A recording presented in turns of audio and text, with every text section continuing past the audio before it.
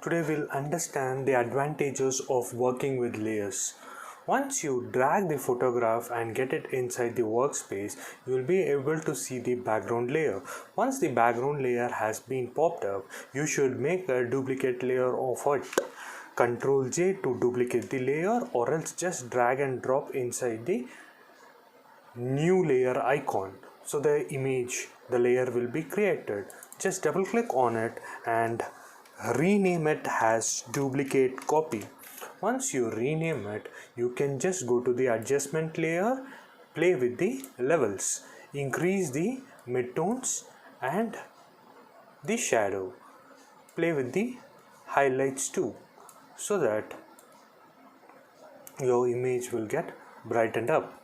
So once that is done, just go to the vibrance, increase the vibrance so the colors will pop out. Go closer to the subject. If there is any kind of marks on the face, try to remove it by spot healing tool or healing brush. So once you are satisfied with the particular output you have done, you can just go to files and save this image in PSD format. Once you save it, just close. Go to the area where you have saved the PSD format, just get it inside the Photoshop. You can see the layers which was created before.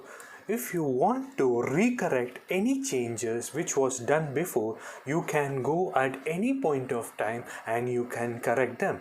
Now I feel the image is slightly darker, so double click on the levels and slightly increase the brights further so that your image will get brightened up.